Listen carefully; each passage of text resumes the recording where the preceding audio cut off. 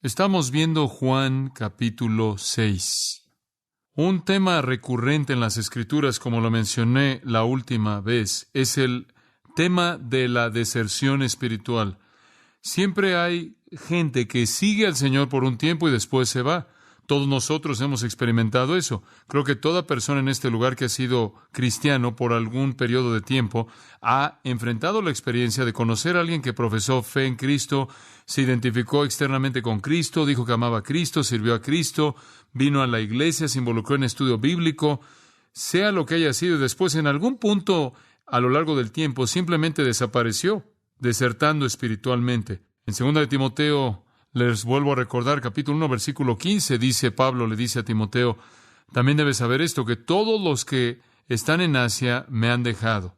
En el capítulo 4, versículo 10 dice, Demas me ha dejado. Y versículo 16, él dice, en mi primera defensa, ninguno estuvo conmigo, sino que todos me dejaron. Pablo conocía la experiencia de que gente que decía ser seguidor de Cristo y asociados en el ministerio, lo dejó, y al dejarlo, él se aferró al Señor. La última vez dijimos que Jesús conocía el dolor de eso. En Lucas 19 recordarán, conforme él veía la ciudad de Jerusalén, él se lamentó por esa ciudad debido a su incredulidad y de hecho lloró, dice, y clamó, si tan solo hubieras conocido las cosas que pertenecen a tu paz. En otras palabras, si hubieras sabido lo que tenías a manera de oportunidad en mi venida, pero no lo supiste y rechazaste. Deserción espiritual. En 1 de Juan leemos de aquellos en el versículo 19 del capítulo 2, en esa declaración tan importante, en donde dice, salieron de nosotros, pero no eran de nosotros, porque si hubieran sido de nosotros, habrían permanecido con nosotros, pero salieron para que se manifestase que no todos son de nosotros. Y Juan dice, aunque hubieron algunos que estuvieron durante un tiempo y se fueron, desertores. En Hebreos capítulo 3 leemos otra porción del Nuevo Testamento que habla de este asunto. El escritor de Hebreos llama a aquellos que entienden el Evangelio, el mensaje, a que crean y sostengan esa fe, esa creencia en la perseverancia. En el capítulo 3, versículo 14 dice, somos participantes de Cristo, verdaderos participantes, si retenemos el principio de nuestra confianza hasta el final. Somos genuinos si permanecemos hasta el fin, si no dejamos al Dios vivo, si no endurecemos nuestros corazones y nos alejamos de la verdad que una vez dijimos que creímos.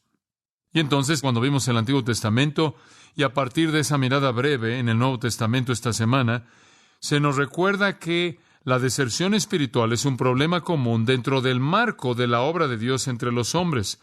Ahora, al llegar a Juan 6, y quiero que observe el versículo 66, y quiero que el versículo 66 establezca el patrón para un entendimiento de este capítulo. El versículo 66 dice, desde entonces muchos de sus discípulos, no unos cuantos, sino muchos, se volvieron atrás y ya no andaban con él.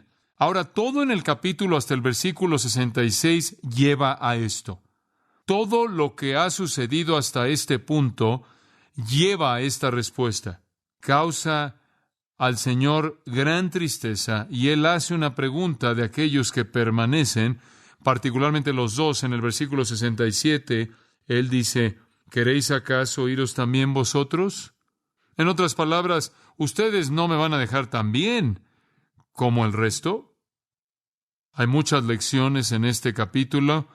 No quiero decir que debido a que estamos viendo la deserción espiritual, ese es el único mensaje que hay aquí.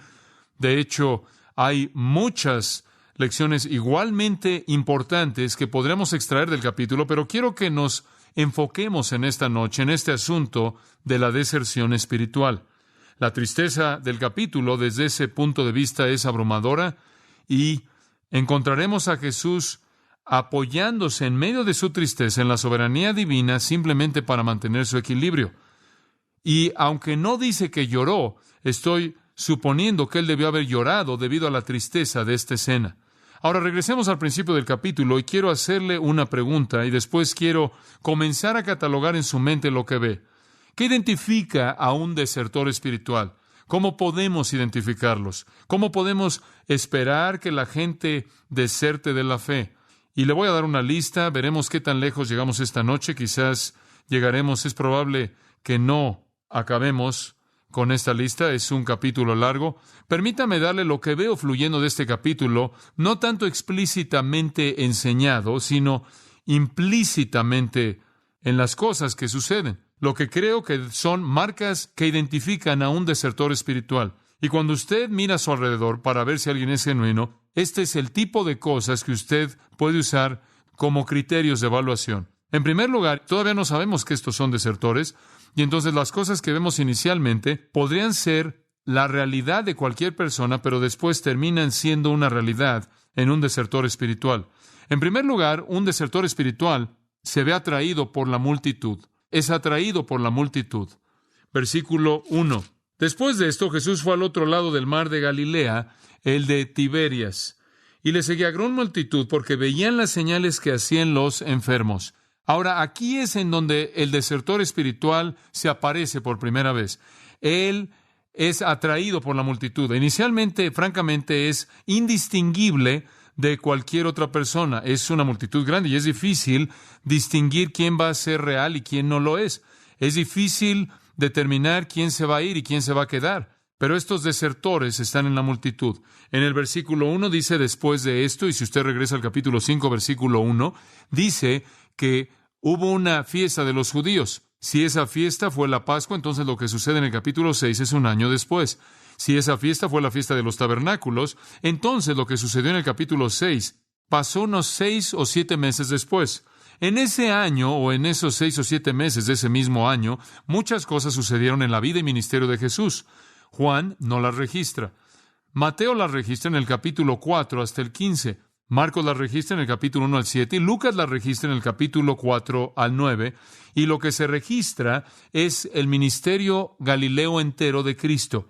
Juan se salta todo esto y lo deja en Mateo, Marcos y Lucas. Entonces, después de esto, significa después del ministerio galileo de Cristo. Ya para este entonces, en su ministerio galileo, Él ha llegado a altos niveles de popularidad entre el pueblo.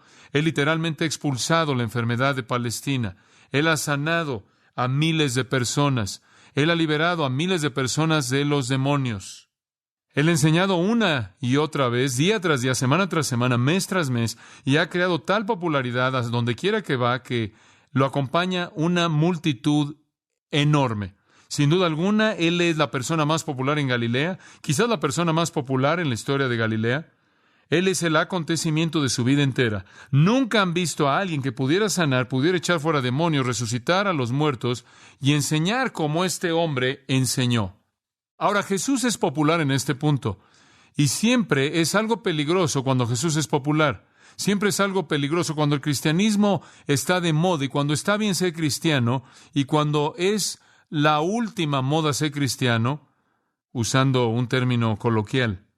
Cuando está de moda ser cristiano, cuando Jesús es popular, siempre existe el peligro de atraer a los superficiales que van junto con la multitud. El falso discípulo que en últimas va a desertar, inicialmente puede verse atraído por la multitud porque él quiere ser parte de lo que es popular. Y creo que inclusive el día de hoy el cristianismo tiene cierto nivel de popularidad que produce un ambiente el cual atrae al desertor espiritual. No es como si fuera cristiano le va a costar su vida el día de hoy, de hecho, lo opuesto. Identificarse con Jesús e inclusive decir que es nacido de nuevo puede estar algo de moda el día de hoy. Y como consecuencia, con la popularidad del cristianismo, hay una infiltración en el verdadero cristianismo por parte de hombres y mujeres superficiales que, en últimas, desertarán. Entonces, en primer lugar, el desertor espiritual se ve atraído por la multitud. En segundo lugar, le encanta lo sobrenatural. Le encanta lo sobrenatural. Versículo 3. Ya lo dice en el versículo 2 que la gente los seguía porque veían las señales que hacía en los enfermos. Y versículo 3. Entonces subió Jesús a un monte y se sentó allí con sus discípulos. Ahora aquí hay un momento de comunión preciada en el cual Él se retira de esta multitud que busca maravillas. Debió haber sido para los que estuvieron ahí, los discípulos que estuvieron ahí, un privilegio sin palabras, el sentarse con Él y oírlo, sentir su corazón y experimentar su amor, sentir sus cargas, tener un tiempo en silencio con Jesús, alejados de la multitud y tocarlo de una manera íntima. Ahora, no sabemos cuántos discípulos habían ahí. Por cierto, la palabra discípulo es una palabra muy grande. Algunas veces se refiere a un grupo pequeño de 12, algunas veces se refiere a un grupo grande, inclusive incluye a los desertores, porque es usada en el versículo 66, de aquellos que se fueron y ya no caminaron con Él. Entonces, no sabemos quién estaba ahí. Podemos asumir que los 12 estuvieron ahí, quizás menos que eso, quizás más que eso. Pero después de un momento en silencio con los 12, las cosas comienzan a cambiar. Era el tiempo de la Pascua, dice el versículo 4, y estaba cerca la Pascua, la fiesta de los judíos. Y eso significaba que habrían muchos judíos camino a Jerusalén, y en el lugar donde Jesús estaba, habrían estado pasando, que iban camino al sur de Jerusalén. Como consecuencia, la multitud, que habría sido normal, se habría hecho aún más grande por los peregrinos que iban hacia Jerusalén. Y entonces la multitud era masiva. Y el versículo 5 dice, cuando alzó Jesús los ojos y vio que había venido a él gran multitud. Mateo dice que cuando Jesús vio a estas personas, Él tuvo compasión de ellos, los vio como una oveja sin pastor y comenzó a enseñarles muchas cosas. Marcos y Lucas dicen que Él comenzó a sanar a los enfermos que necesitaban sanidad o curación. Entonces, aquí vino la multitud en el versículo 5, se acercaron y sabemos a partir de los otros registros que Jesús les enseñó y los sanó. Y esto siguió todo el día. Y cuando vino la tarde, los discípulos le pidieron a Jesús que enviara a la gente, la despidiera por algo de comida. Él obviamente no podía alimentarlos, no había recurso para eso. Los discípulos le dijeron que se deshiciera de ellos para que ellos pudieran comer algo. Ahora, en algún punto de este proceso, Jesús habla con Felipe en el versículo 5. Él le dice a Felipe, ¿de dónde compraremos pan para que coman estos? Pero esto decía para probarle, porque él sabía lo que había de hacer. Él le dijo a Felipe, ¿de dónde vamos a obtener suficiente comida para alimentar a estas personas? Ya se le había sugerido, como los otros evangelios registran, que él debería haberlos despedido. Él no hizo eso. De hecho, él dijo, ¿de dónde vamos a obtener el alimento para darles de comer? Ahora él dijo esto para probarlo, para probar si él compartía la compasión del Señor por la multitud hambrienta, para probar si él creía en el poder de Cristo, para probar si él podía ver a Cristo como el proveedor de toda necesidad, para probar si él creía que Cristo era más grande que Moisés, quien fue el instrumento de Dios en el desierto, para recolectar la provisión que Dios proveyó para su nación que estaba en el desierto. Entonces, él dijo esto realmente para probar la fe de Felipe. Felipe creyó que él podía proveer. Felipe reprobó el examen. Versículo 7. Felipe le respondió, 200 denarios de pan no bastarían para que cada uno de ellos tomase un poco. En otras palabras, él dijo, no tenemos el dinero para comprarlo. Nunca entró en su mente que habría otra manera de hacerlo. Nunca entró en su mente que el Señor podría haber tenido algo sobrenatural en su mente. Dice usted, ¿debería haber entrado en su mente? Sí, debería haber entrado. Él había estado con Cristo durante el ministerio Galileo entero y día tras día, tras día, tras día había visto milagro tras milagro tras milagro. ¿Por qué es que ahora tiene tanta dificultad en aceptar lo que realmente el Señor está tratando de decir? Él falló la prueba. Él reprobó. Pero él no estaba solo. También Andrés. Versículo 8. Uno de sus discípulos, Andrés, hermano de Simón, Pedro, le dijo, aquí está un muchacho que tiene 5 panes de cebada y 2 pececillos. ¿Mas qué es esto para tantos? Ahora, aquí está el pragmático típico. Aquí está el pragmático clásico, cuya primera frase es, he examinado los recursos y no puede ser hecho, es imposible.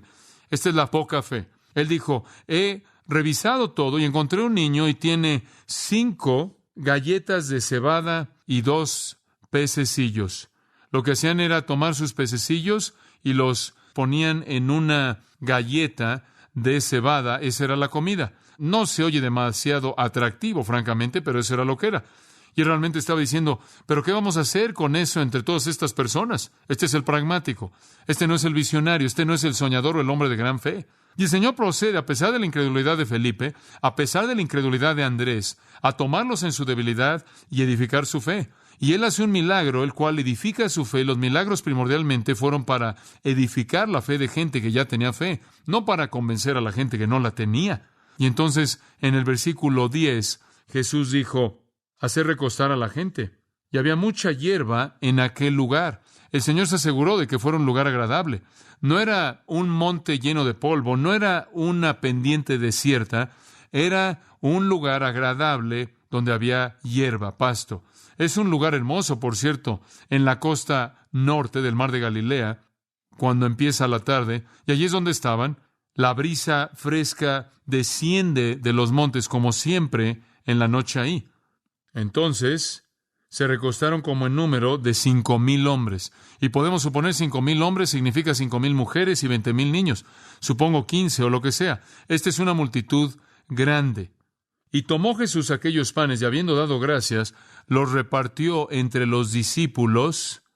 Él hizo una oración, gracias Señor por esto, y los discípulos debieron haber estado viéndose el uno al otro y preguntándose qué estaba orando, qué tenía en mente, y después simplemente dice que los repartió entre los discípulos. Ahora, se vuelve inmediatamente aparente que esta es una presentación de un perfil muy, muy bajo, de un milagro bastante monumental. ¿Cómo le das 5 galletas a 12 discípulos? Matemáticamente simplemente no puedes. Y los discípulos entre los que estaban recostados. ¿Cómo haces eso? Alguien sugirió que tomaron pequeñas mordidas, pero me inclino a creer que ese no es el caso, porque dice al final del versículo 11, asimismo de los peces cuánto querían. Él creó esas galletas y creó ese pez e hizo un milagro. Él llevó a cabo una alimentación milagrosa.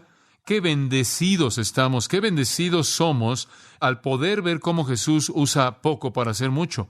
¿No le da gusto a usted que los regalos de su gracia son dados por las riquezas de su gracia y no por la pobreza de nuestra fe? ¿No le da gusto? ¿No le da gusto que no recibimos lo que podemos creer recibir y nada más? De lo contrario, seríamos pordioseros. Jesús nunca menospreció a lo poco.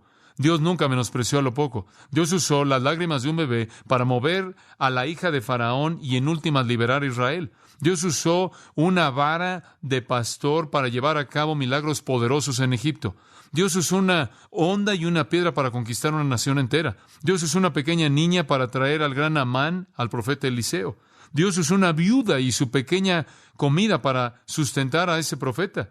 Dios usó a un niño para enseñar a los discípulos lecciones de la humildad. Él usó a un asno para hablar la verdad. Él usó una pequeña comida para alimentar a miles de personas. Y entonces el milagro se llevó a cabo. Y el versículo 13 dice, recogieron pues y llenaron 12 cestas de pedazos que de los 5 panes de cebada sobraron a los que habían comido. Ellos recogieron todo. Usted dice, ¿qué es esto? ¿Mantener a Galilea limpia? ¿Qué estaban haciendo? Bueno, algunos han sugerido que fue para economía, que estaban ahorrándolo. El alimento era tan preciado en esos días.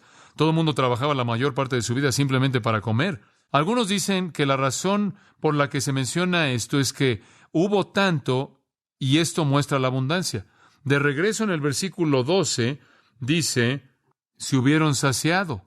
Y la palabra significa lleno, como un animal que ha comido todo lo que puede contener. Algunos dicen que las 12 cestas fueron para los 12 discípulos. Eso es algo difícil de creer, porque la palabra para cesta o canasta aquí es cofinos, de donde obtenemos la palabra ataúd. Entonces, probablemente no era una cesta para cada discípulo, sino que pudo haber sido una cesta usada por cada uno de los 12 para recolectar lo que quedó. Eran cestas grandes, con mucha capacidad, que probablemente tenían asas y podrían indicar que cada uno de los 12 discípulos tomó una de esas y recogió lo que quedó. Pero lo que quiero que vea aquí es esto, que mientras que esto fue algo que edificó la fe del verdadero discípulo, realmente esto es lo que le importa al desertor espiritual. Él está aquí solo por esto. Esta es la verdadera atracción de la multitud. Esto atrajo a la multitud. Estaban encantados, de regreso en el versículo 2, por sus milagros. Siempre fue así. Los milagros los atrajeron. Ellos podían percibir en esos milagros y en ese poder de milagros que se encontraba la respuesta de todos sus problemas. En Mateo capítulo 4, su fama se dio a conocer por toda Siria y le trajeron a toda la gente enferma y fueron traídas con diferentes enfermedades y tormentos, aquellos que eran poseídos con demonios, aquellos que eran epilépticos, aquellos que tenían la parálisis, y los sanó, y los siguieron grandes multitudes. Claro, todo mundo quiere tener salud, todo el mundo quiere ser curado, todo el mundo quiere que se le provea lo que quiere. Y lo que fue muy obvio en este tipo de ministerio es que atraería lo que me gusta llamar los que buscan emociones, la gente que quiere ver milagros. En Mateo 12:15, grandes multitudes lo siguieron y Él sanó a todos. Y eso siempre va a atraer una multitud. Capítulo 14, versículo 14 de Mateo, Jesús salió, vio una gran multitud y fue movido con compasión hacia ellos y sanó a sus enfermos. Y su ministerio se llevó a cabo así, en su ministerio en Galilea, y vinieron por eso, por sanidad y ahora por comida. Estos son los buscadores de emociones que están persiguiendo las señales y milagros que les encantan y están preocupados por las sanidades, están preocupados con el misterio de lo sobrenatural y cómo puede ser usado de tal manera que les beneficie. En Mateo 12:38, algunos de los escribas y los fariseos respondiendo a Jesús dijeron: Maestro, queremos ver una señal de ti. Haz otro truco, haz algo sobrenatural, muéstranos este poder. En el capítulo 16 de Mateo, los fariseos y los saduceos vinieron y deseaban que les mostrara una señal del cielo. Siempre buscaron lo sobrenatural, estaban preocupados con lo milagroso. En Juan 2:18 los judíos dijeron: ¿qué señal nos muestras para que creamos? De hecho, Jesús dijo en Juan 4:48, a menos de que vean señales y milagros, no creerán. Y entonces siempre existe ese tipo de personas cuyo interés en Jesucristo no es nada más que una preocupación con lo sobrenatural. Quieren un milagro, quieren una curación, quieren alguna intervención divina, quieren comprar eso, quieren ese poder.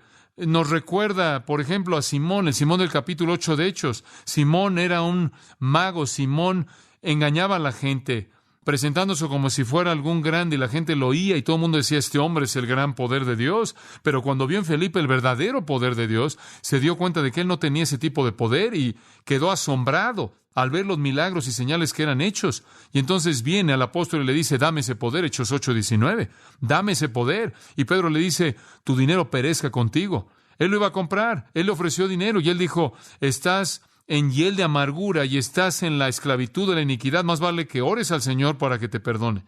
Entonces aquí estaba Simón, el típico buscador de emociones. Él quería comprar el poder sobrenatural. Escuche, cuidado con la gente que se ve atraída al cristianismo porque es lo que está de moda y que se ve atraída por lo sobrenatural, porque están buscando milagros y señales y maravillas, están buscando liberaciones y sanidades y provisiones. Hay tantas personas que han sido absorbidas por el movimiento carismático porque esa es su preocupación. Y se salen a un paso alarmante porque no reciben lo que creen que van a recibir en el área de provisión sobrenatural. Hay una tercera cosa que caracteriza al desertor espiritual, y eso es que no solo sigue a la multitud y no solo le encanta lo sobrenatural, sino que solo piensa en cosas terrenales. Su preocupación solo tiene que ver con cosas terrenales. Versículo 14. Aquellos hombres, entonces, viendo la señal que Jesús había hecho, dijeron: este verdaderamente es el profeta que había de venir al mundo. Ahora, ese es un término técnico. Puede subrayar las dos palabras, el profeta. Ese es un término técnico para referirse al Mesías, que se encuentra en Deuteronomio 18:15 y se repite en Hechos 3:22 y 23. Ese profeta que iba a venir era una profecía del Mesías. Entonces están diciendo: este es el Mesías, este es el Mesías. Están afirmando eso, el que va a traer el reino a Israel. Y observe su respuesta. Pero entendiendo Jesús que iban a venir para postrarse y adorarlo, ¿dice eso? No dice eso. No iban a venir para adorarlo. Iban a venir para apoderarse de él y hacerle, ¿qué? Rey. ¿Por qué? Porque querían comida gratis. Eso era lo que querían. No pensaban en el Mesías de Dios como el rey ungido de Dios, a quien debían doblar la rodilla en adoración y alabanza. Lo único que tenían en mente era un reino terrenal.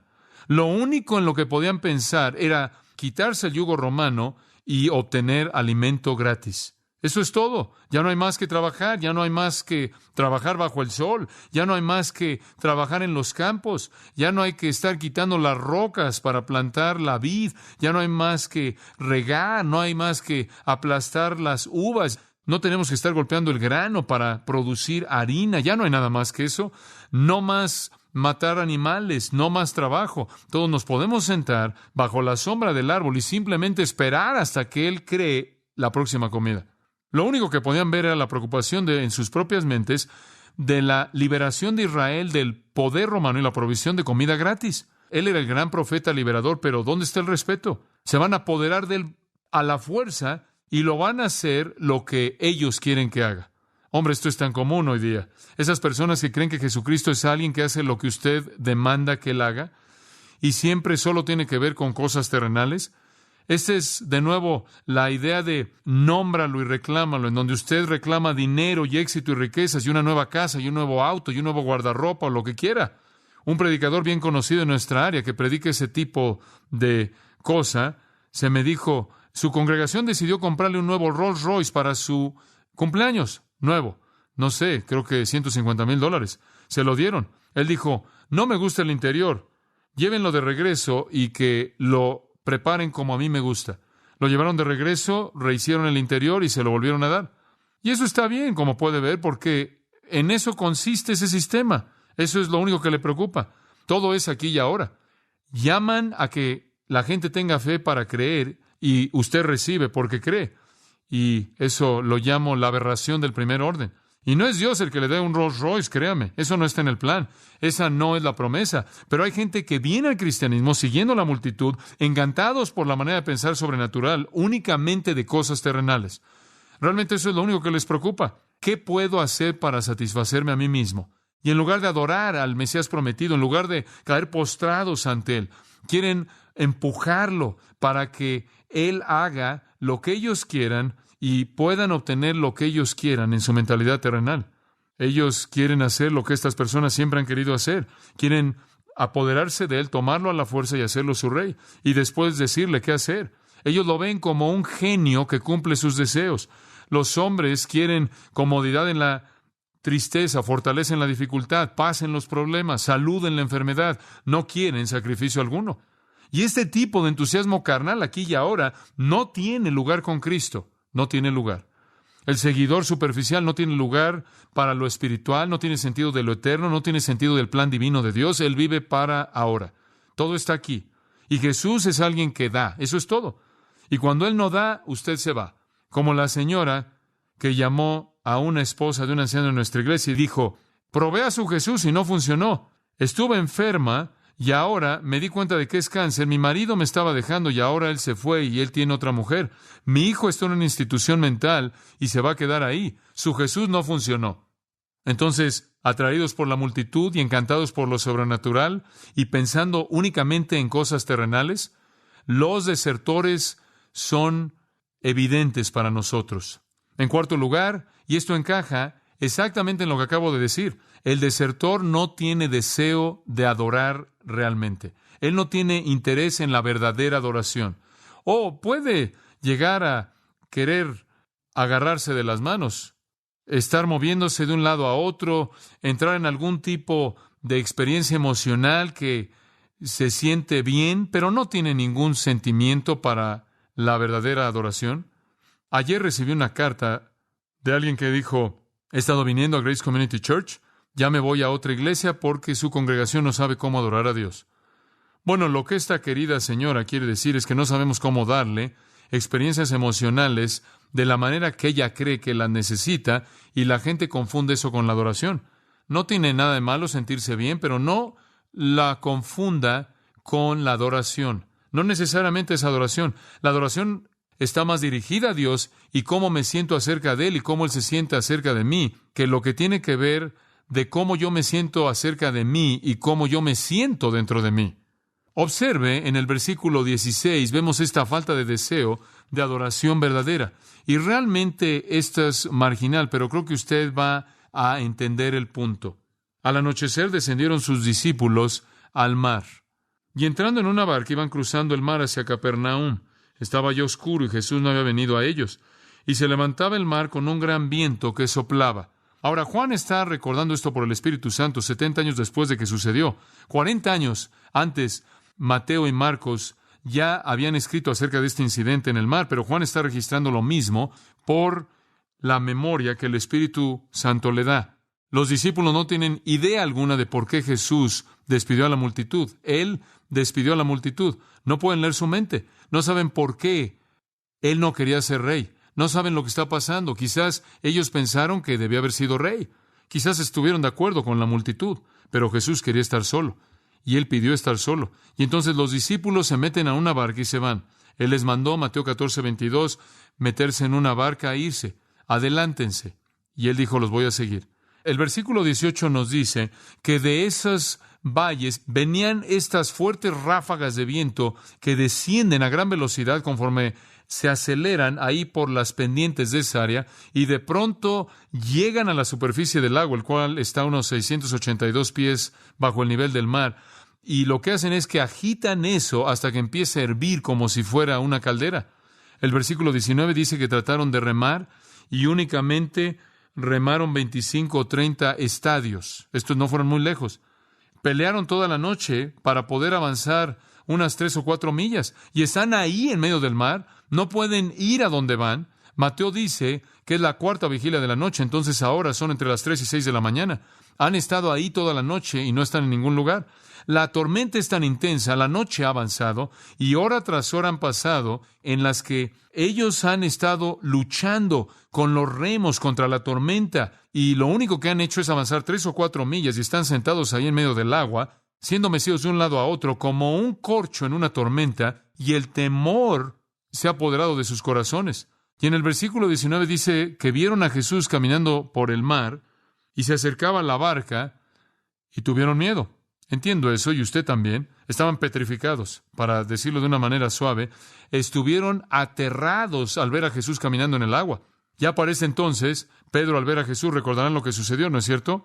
En Mateo 14, Pedro salió de la barca impetuoso, corre a Cristo, después voltea a todos lados y se da cuenta de lo que está pasando y casi se ahoga por su incredulidad. Cuando regresan a la barca, algo maravilloso ocurrió. Jesús calmó la tormenta y después algo hermoso y significativo sucedió. Dice en Mateo 14:33, después los que estaban en la barca vinieron y adoraron diciendo, ciertamente tú eres el Hijo de Dios. Él había dicho, soy yo, no temáis, en Juan 6:20. Lo recibieron en la barca. Después Mateo añade que lo adoraron. Pero nunca los creyentes falsos hacen eso. Ese momento de adoración se encuentra en medio de este capítulo entero y es el único momento de adoración. La multitud nunca hace eso porque ellos no tienen la perspectiva de adorar, porque como usted puede ver, ellos no vienen a Dios para dar, ellos vienen a Dios ¿para qué? Para recibir. Ellos no se postran en adoración asombrados ante Cristo. A ellos no les interesa el ofrecerle su alabanza. A ellos no les interesa eso. Les interesa usarlo para que les cumpla sus deseos. No hay humildad, no hay sentido de asombro, de adoración, no hay maravilla, lo cual caracteriza a aquellos que son reales. Lo adoraron. Ellos dicen, verdaderamente tú eres el Hijo de Dios. ¡Qué maravilloso lugar! Ellos convirtieron esa pequeña barca en un santuario en medio del mar.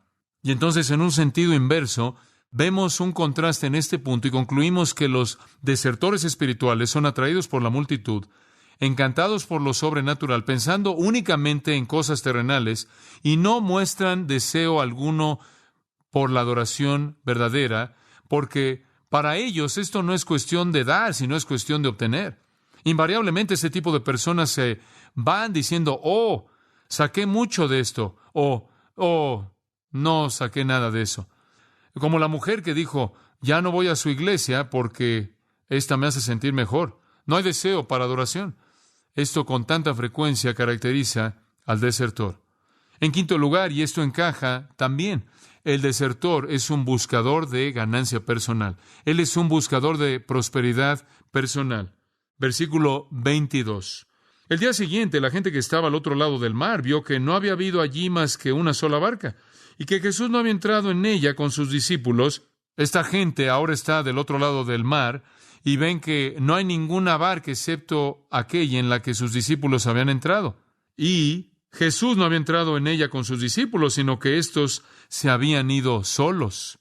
¿Entiende lo que está pasando? Ellos sabían que los discípulos habían ido en una barca y Jesús no. Ahora están del otro lado y los discípulos están ahí, y también Jesús, pero solo hay una barca, y no pueden entender cómo es que Jesús llegó ahí. Y la respuesta, claro, es que caminó a lo largo del mar. Ellos no sabían eso. Estaban asombrados. Lo que realmente están diciendo es queremos desayunar. Ya cenamos, queremos desayunar. Me imagino que esos pequeños pedazos de cebada y esos pececillos eran lo mejor que jamás habían comido porque no habían sido tocados por la maldición. Jesús los hizo en sus propias manos, de tal manera que no habían sido tocados por la maldición. Fuera cual fuera la comida precaída, eso debió haber sido porque no se cultivó ningún tipo de cebada, simplemente lo hizo y no hubo ningún pez en el agua, simplemente lo hizo. Entonces, no fue manchado por la caída y debió haber sido algo excepcional para el gusto. Y entonces dijeron, eso fue tan bueno que estamos de regreso para desayunar. Pero otras barcas habían arribado de Tiberias junto al lugar donde habían comido el pan después de haber dado gracias el Señor. Cuando vio pues la gente que Jesús no estaba allí ni sus discípulos, entraron en las barcas y fueron a Capernaum buscando a Jesús. Lo están buscando por todos lados. Están asombrados de que no está ahí. Ellos sabían que no se había ido en la barca de los discípulos. No saben dónde está y tienen hambre. Quieren comer y entonces ellos llegan hasta Capernaum en estas barcas, como una flotilla arribando ya a Capernaum. Y como pueden ver, el comer era la causa primordial de todo esfuerzo en la vida. La agricultura era un estilo de vida, era para existir, y la comida gratuita era un boleto al retiro instantáneo. No tenían restaurantes como nosotros. Versículo 25. Y hallándole al otro lado del mar, le dijeron, Rabí, ¿cuándo llegaste acá? Realmente abusan de él. ¿Realmente creen que es el profeta, el Mesías del Antiguo Testamento, y le hablan así? Han cruzado el lago entero para poder encontrar desayuno gratis. Si querían desayuno gratis antes de que empezaron a remar, se puede imaginar lo mucho que lo querían ahora. Han quemado ya todas las calorías de la noche anterior.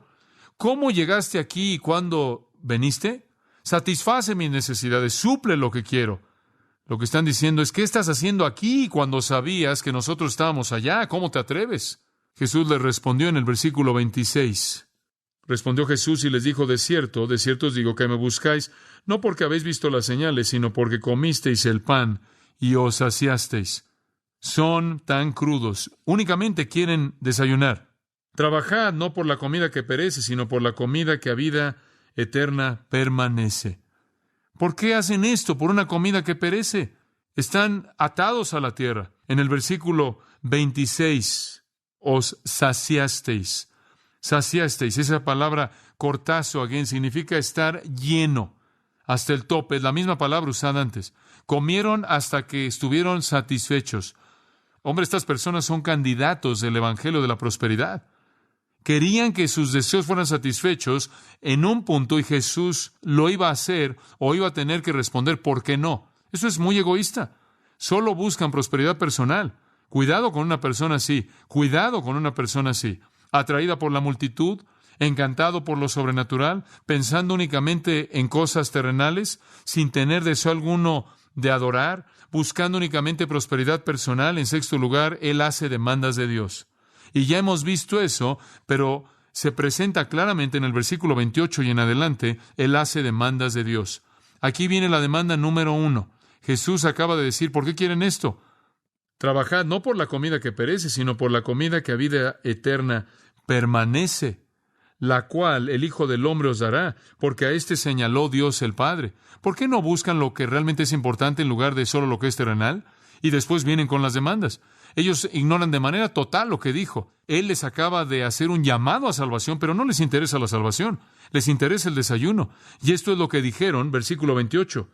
¿Qué debemos hacer para poner en práctica las obras de Dios? ¿Saben lo que eso significa? Oye, no queremos seguirte por todos lados todo el tiempo para obtener comida. Solo dinos cómo hacerlo. ¿Cómo obtenemos el poder? Danos el poder. Ellos tenían hambre de poder para que podamos hacer las obras de Dios. Es simplemente como Simón en Hechos 8, te vamos a pagar, lo compramos. ¿Qué tenemos que hacer para hacer la obra de Dios? ¿Qué tenemos que hacer para hacer esto? Ahora le están demandando algo. Y Jesús les dijo, esta es la obra de Dios, que creáis en el que Él ha enviado. Bueno, ellos ignoraron eso, y eso pasó como agua corriendo por la espalda de un pato.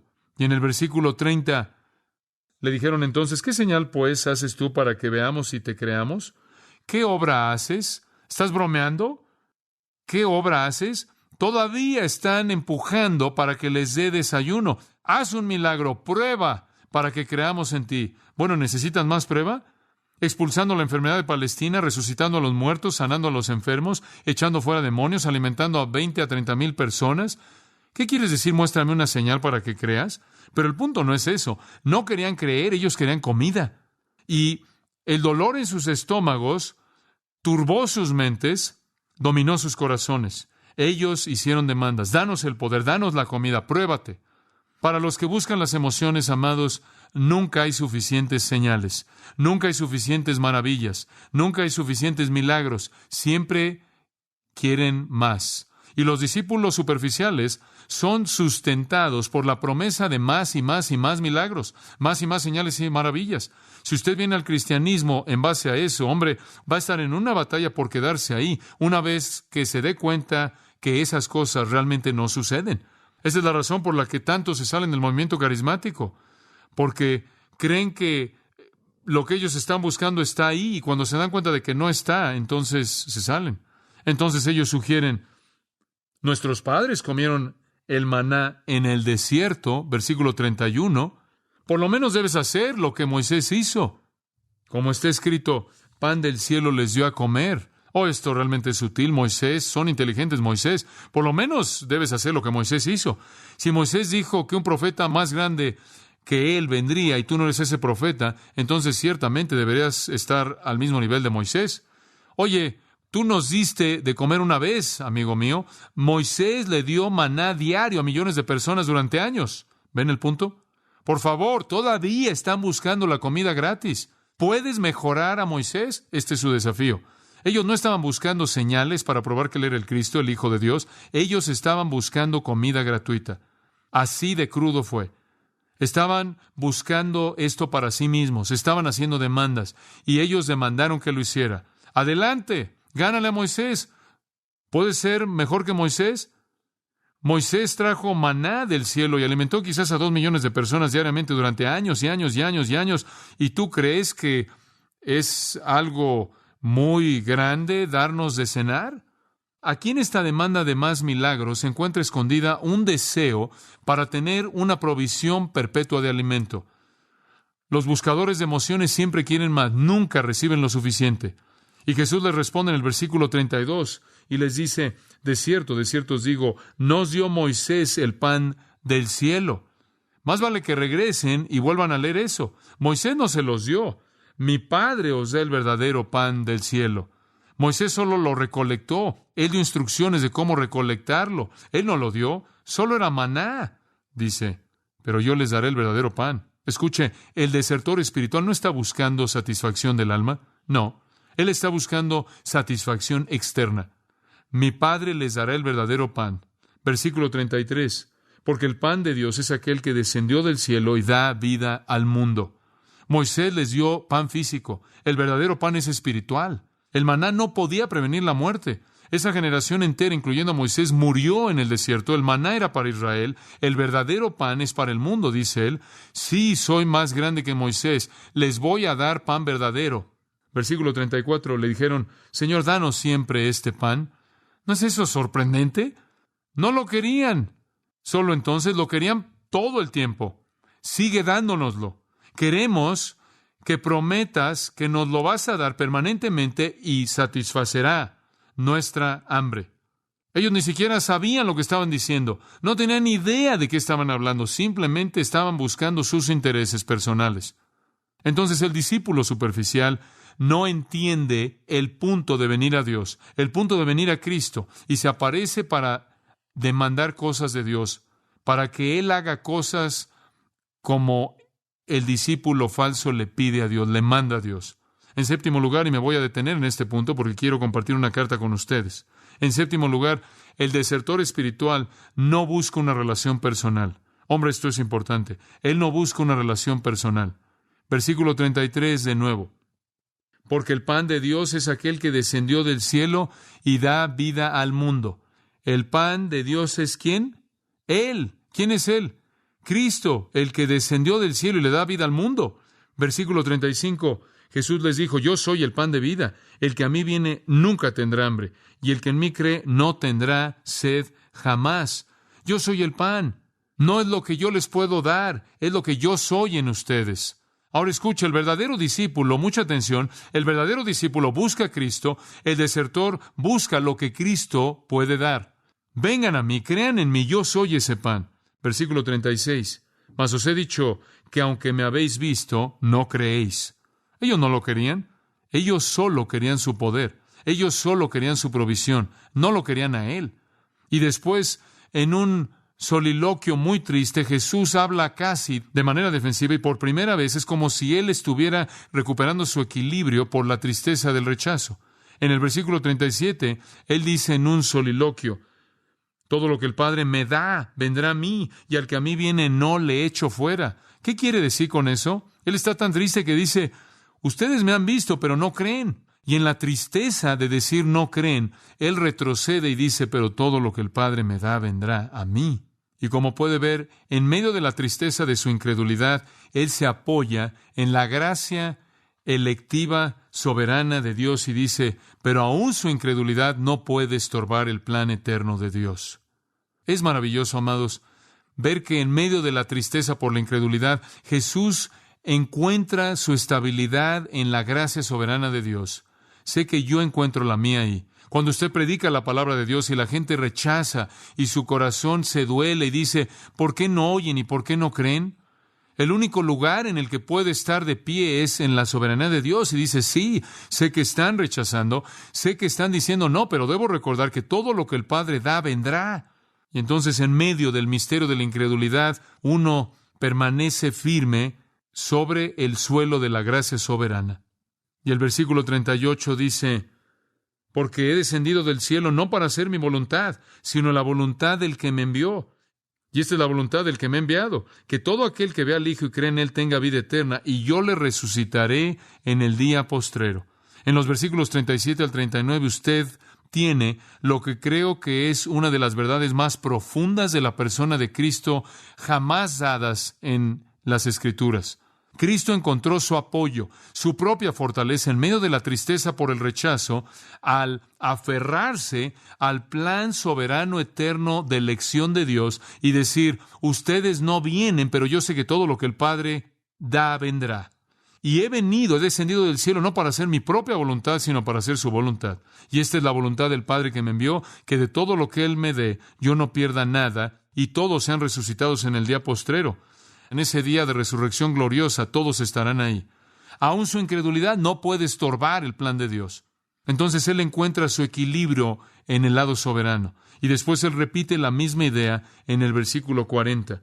Y esta es la voluntad del que me ha enviado, que todo aquel que vea al Hijo y cree en Él tenga vida eterna, y yo le resucitaré en el día postrero. Aquí Él vuelve a dar la vuelta en la esquina, y Él dice esto, subraya la palabra todo. En donde quiera que usted tiene soberanía, también tiene la amplitud de la invitación. Sí, solo aquellos que el Padre da van a venir, pero todo aquel que viene yo recibiré.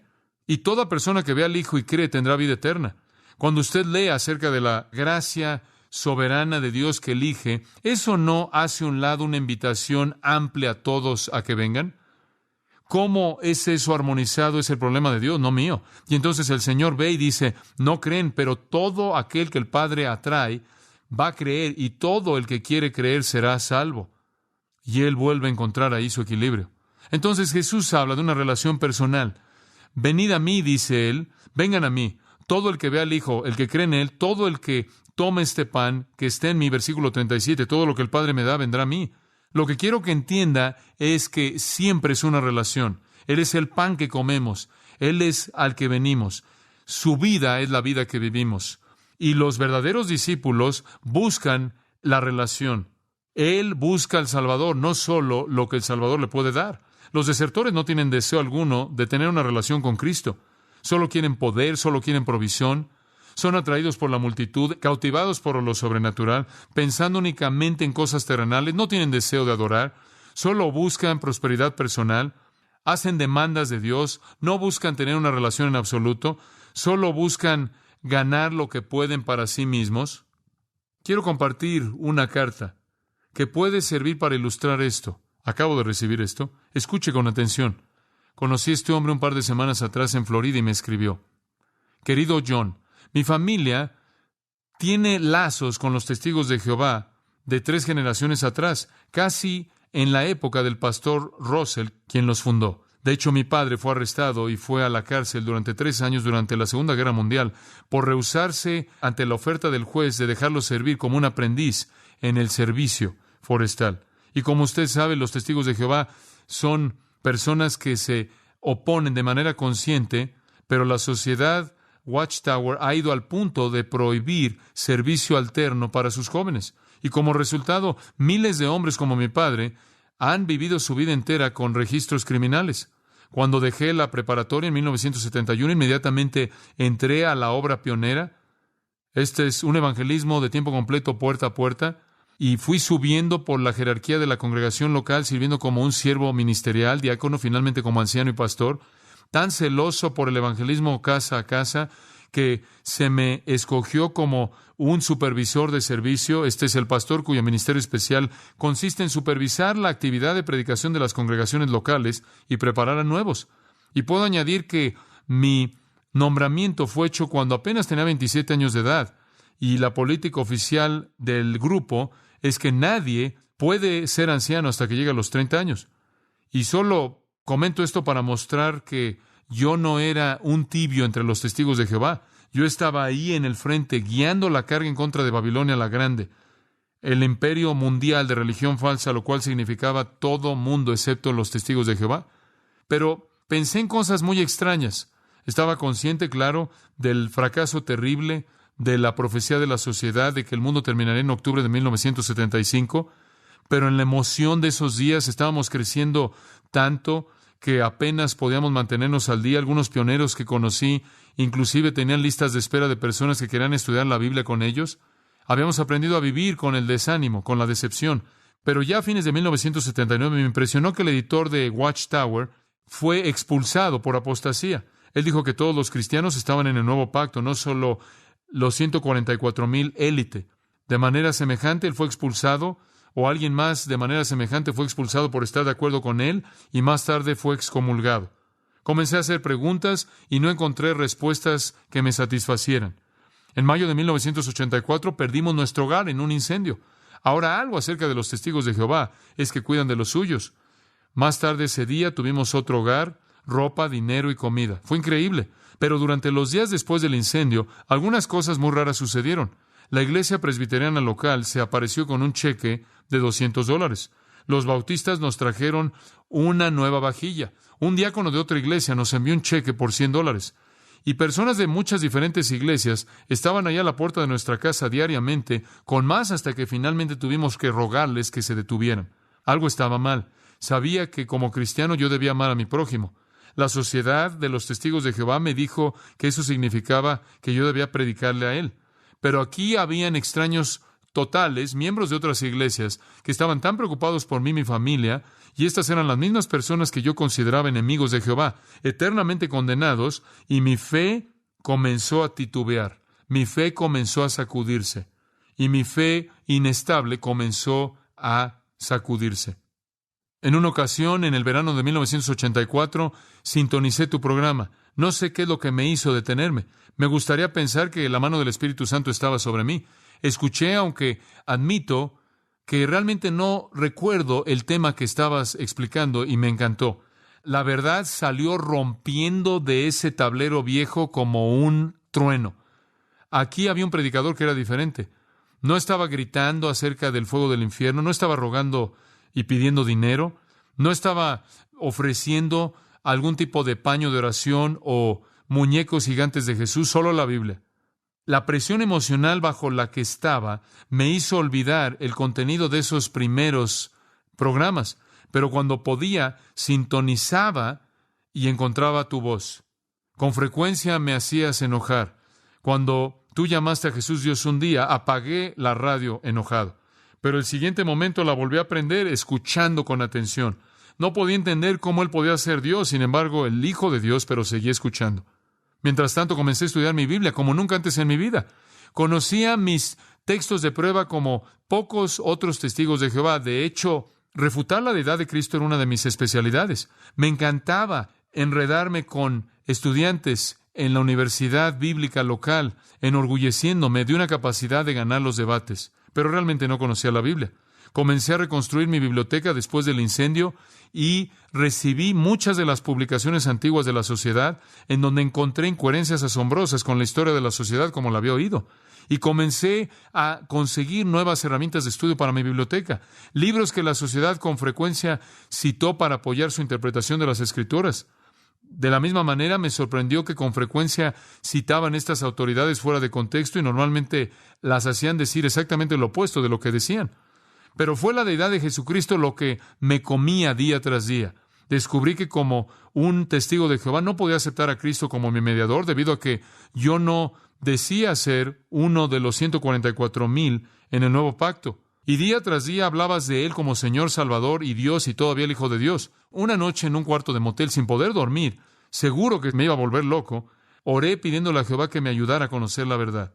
Le dije que no me importaba si era el Dios Trino, no me importaba lo que mi esposa pensara o mi padre pensara o la sociedad pensara, solo necesitaba conocerlo. Y esa noche, en medio de mis lágrimas, leí el Evangelio de Juan.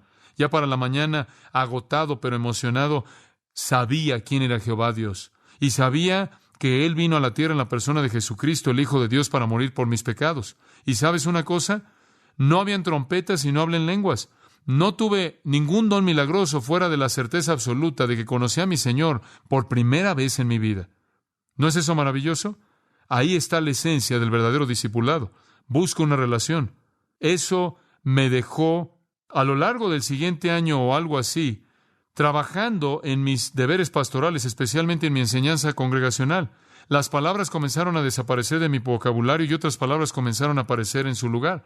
Varias veces se me dijo, oye, hablas mucho de Jesús, ¿por qué no hablas de Jehová? Después de todo, Él es el Padre.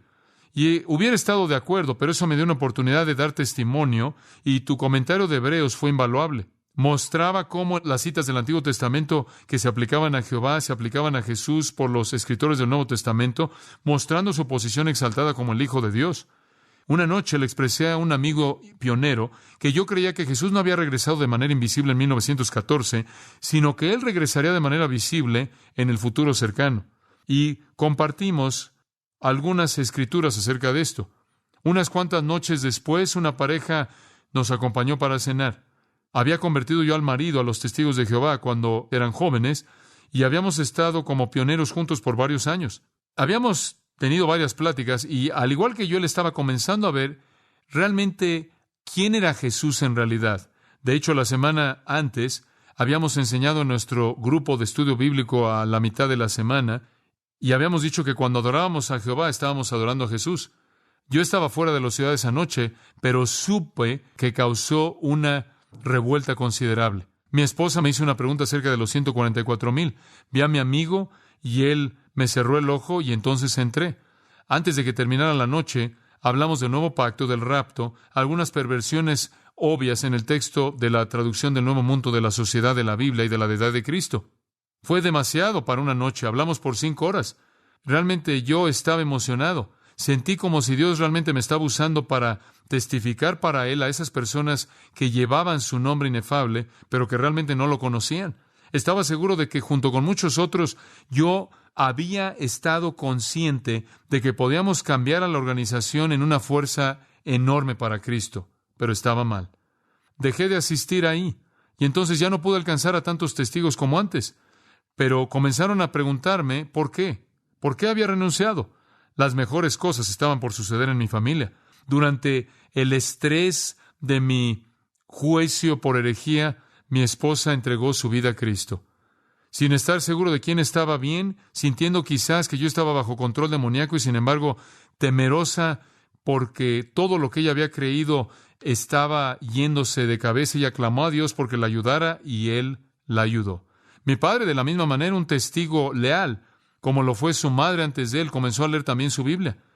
Él había servido a la sociedad en muchas posiciones prominentes a lo largo de los años, inclusive en escuelas de preparación para nuevos ancianos. Después de leer la Biblia completa en los últimos 3 meses, él también ha llegado a la conclusión asombrosa de que Jesucristo es el Señor. Él acaba de renunciar de su posición y se ha entregado al estudio bíblico intenso.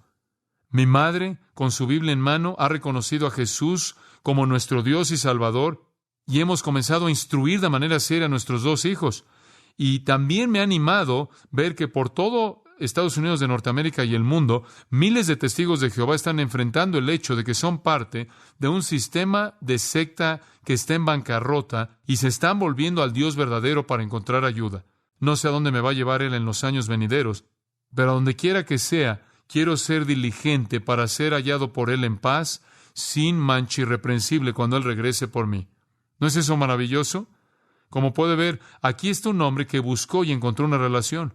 Cuando usted ve a alguien y analiza si puede ser un desertor espiritual o no, evalúelo a la luz de ese pequeño inventario y mire con atención las cosas que hemos mencionado en esta noche. No terminé todo lo que le quería decir. Cuando ve una persona atraída por la multitud, encantada por lo sobrenatural, que piensa solo en cosas terrenales, que no tiene deseo de adorar, busca prosperidad personal, quiere demandar cosas de Dios y no tiene hambre de una relación personal con el Dios vivo a través de Cristo, usted tiene a un desertor espiritual potencial. Y como veremos, es este tipo de actitud lo que finalmente resulta en el versículo 66. Ellos le dan la espalda y se van. Quizás en esta noche debemos examinar nuestros propios corazones para ver si buscamos la relación o si buscamos solo lo que podemos obtener. Oremos. Padre, te damos tantas gracias por esta noche. Te doy gracias por los hombres que cantaron, que representan una generación de hombres que se preparan para salir y predicar las riquezas inescrutables de Cristo, que están dispuestos y están llamados y listos para predicar la verdad, a llamar a los hombres al verdadero discipulado. Pero, Padre, sabemos que experimentarán a lo largo de su ministerio todo lo que nosotros experimentamos, que hay muchos que vienen por un tiempo y después desertan. Dios, ayúdanos a llamar a los hombres al verdadero discipulado y a la verdadera fe, a llamarlos a una relación, a tomar el pan de vida y no solo buscar aquello que perece. Oro que no haya alguien en este lugar que se vaya y termine ahí alejándose de la fe, siendo un alma eternamente condenada que una vez estuvo en medio de la luz, pero se fue. Que no haya nadie aquí de quien pueda ser dicho que han visto al Hijo, pero no creen. Que todo corazón aquí busque esa relación verdadera y todo lo que eso significa. Mientras sus cabezas están inclinadas por un momento, si usted no conoce a Cristo, si hay alguna duda en su mente acerca de su fe, acerca de su relación, corríjala. Ahí en oración, en silencio, háblele a Dios, entréguele su vida a Cristo. Venga a Él, clame a Él, pídale, dígale que quiere conocerlo. No me preocupa tanto lo que puedo obtener, no son las cosas lo que quiero, sino Él. No es lo que Él puede dar, sino es Él. La melodía hermosa, hermosa que fue tocada esta mañana. Jesús, el pensamiento mismo de ti. Con dulzura llena mi pecho, pero más dulce es ver tu rostro y en tu presencia descansar. El deseo consumidor del corazón de un verdadero creyente es buscar al Señor, buscar conocerlo. Si ese no es su anhelo, algo está mal. Puede ser un desertor espiritual que todavía no deserta, pero lo va a hacer si no hay una relación genuina. Padre, gracias por lo que nos has dado en la palabra esta noche. Bendecimos tu nombre por causa del Salvador. Amén.